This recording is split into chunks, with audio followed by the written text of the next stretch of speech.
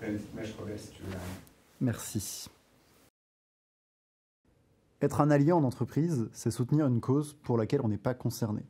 Sur la thématique LGBT+, en France, 10% de la population se déclare LGBT, d'après un récent sondage Ipsos Pride de juin 2024. Dans ce contexte, on voit bien que les personnes LGBT+, ont besoin du soutien des 83 autres pourcents pour répondre à leurs grands enjeux autour de l'inclusion et de l'accès à leurs droits. L'enjeu d'être allié en entreprise, c'est de faciliter la création d'un environnement de travail inclusif et de faire reculer les LGBT-phobies.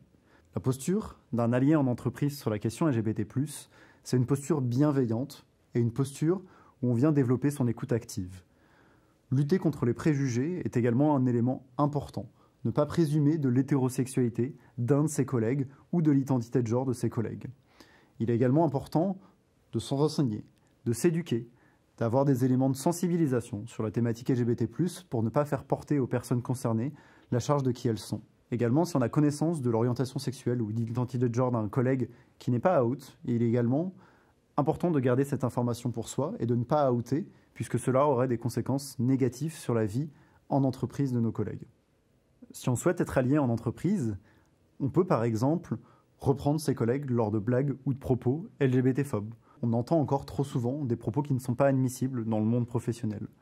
On peut également se rendre visible auprès de ses collègues sur le fait d'être allié en exprimant clairement qu'on ne cautionne pas les LGBT-phobies, en prenant la parole à l'occasion du mois des fiertés, à l'occasion du 17 mai, ou tout du long de l'année. On peut également se rendre visible à travers un badge, à travers un tour du coup Pride, à travers un sticker sur son PC, ou par exemple en nommant et en écrivant dans sa signature de mail son pronom, il, elle, yel.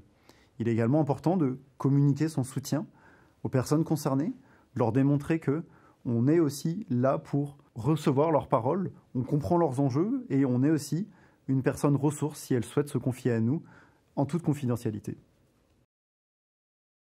La question de la visibilité sur la thématique LGBT+, est le point nodal. On entend encore trop souvent le fait que des personnes ne souhaitent pas être visibles en entreprise sur leur sexualité ou sur leur identité de genre.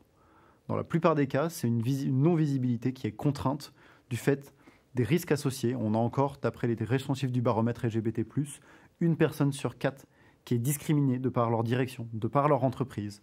Dans ce contexte-là, évidemment, la visibilité n'est pas un choix, mais est subie. Il est important de créer l'environnement et les conditions pour que les personnes, si elles le souhaitent, soient visibles.